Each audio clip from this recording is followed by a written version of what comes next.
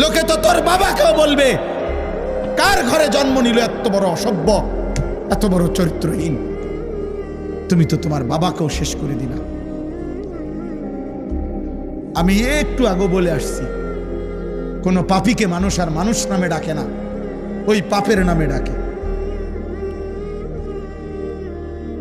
কোন পাপীকে মানুষ আর মানুষ নামে আর কোনোদিন ডাকে না বাপ, পাপের নামে ডাকে।